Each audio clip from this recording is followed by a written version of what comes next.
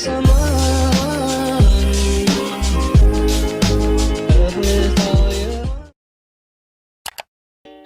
Everyone, hope তোমরা thumbnail দেখে বুঝতে পারছো আজকের ব্লগটা কি নিয়ে। তো গাজীপুর ক্যান্টনমেন্টে ইমার্জেন্সি একটা কাজ থাকায় আম্মু আর আমাকে সেদিন সকাল সকাল রওনা দিতে হয় রংপুর থেকে।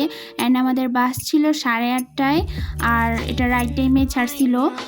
আমাকে সবসময় জানলার সাইডেই সিট নিতে হবে, সেটা ট্রেন হোক বা প্লেন হোক বা বাস হোক, যেখানেই হোক, কারণ আমার ফোনের ক্যামেরা 24টা ঘন্টা অন থাকবে। আমি যেখানেই যাই সেখানেই ছবি তুলে ভিডিও করি। এরপর আমরা নামি ফুড ভিলেজে। এখানে 25 মিনিটের ব্রেক দেয়। এখানে আমরা ফ্রেশ হয়ে আবার বাসে উঠে পড়ি। আর দেখো এই সাইডে হুট করে রেল লাইন আসে, আর আকাশটা এত সুন্দর লাগতেছিল। তারপর একটু পরে আবার যমুনা সেতুতে উঠে পড়ি। আর দেখতে দেখতে আমরা চলেও আসি, আর আব্বু আমাদেরকে নিতে আসে বাস স্টপ থেকে। সকালে কিছু না খাওয়ার কারণে দুপুর হইতে হইতে অনেক বেশি ক্ষুধা লাগে, যার কারণে সোজা চলে যাই আমরা ডাইনিং স্পেসে। আর একটা জার্নির পর আমি সবসময় এমন টাইপের খাবার প্রেফার করি। এখানে ছিল মাছ দিয়ে আলু ভাজি, শাক, আর চিংড়ি মাছের ভর্তা আর মুড়ি ঘন্ট। এরপর আমরা সোজা চলে যাই রুমে একটা পাওয়ার ন্যাপ নেওয়ার জন্য, কারণ বিকালে আমি আব্বুকে বলছি আমাকে একটু ঘুরতে নিয়ে যাও। তো একটা ছোট্ট ঘুম দেওয়ার পরে আব্বু ডাকলো, আর আমরা বিকালে বের হয়ে পড়ি। তারপর আমরা হাঁটতে হাঁটতে গেটের দিকে যাইতে থাকি। আর এই জায়গাটা অনেক বেশি পিসফুল আর কাম ছিল। তারপর গেটের সামনে যায় একটা অটো নেই, আর রওনা দিই।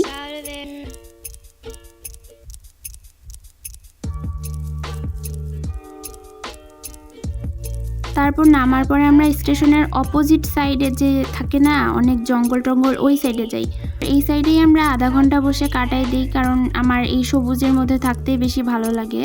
তারপর আমরা এখানে দেখি আব্বুই ভয়ঙ্কর একটা ব্রিজ পার হইতেছে। পরে আমিও দেখি পার হইলাম, কিছুই মনে হয় নাই। দেখি আমার থেকেও ছোট ছোট বাচ্চা পার হইতেছে। তারপরে এখানে আমি কিছুক্ষণ বসে ট্রেনের অপেক্ষা করলাম, কোনো ট্রেনই আসলো না।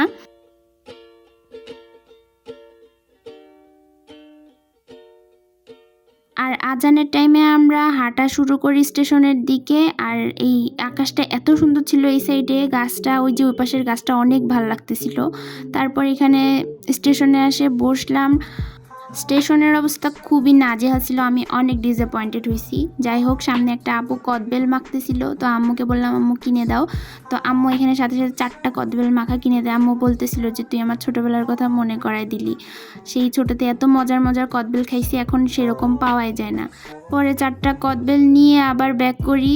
ক্যান্টনমেন্টের ভিতরে এরকম একটা সুন্দর রেস্টুরেন্ট ছিল, আর আব্বু বলতেছিল এখানকার লাচ্চিটা অনেক মজা। তারপরে আমি কয়েকটা আজাইরা ক্লিপ নিতে নিতে আমাদের লাচ্চি চলে আসে। আর লাচ্চিটা আসলে অনেক বেশি মজা ছিল, আমি অনেক মজা করে খাইছি। তারপরে আবার চলে আসি ডাইনিং স্পেসে ডিনার করার জন্য।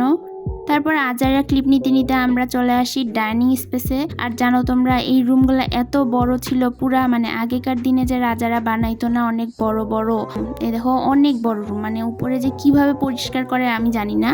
তারপর আমাদের খাবার চলে আসে। এখানে ছিল চাইনিজ ভেজিটেবল, তারপর এটা পোলার মতো দেখতে, বাট এটা ছিল ফ্রাইড রাইস।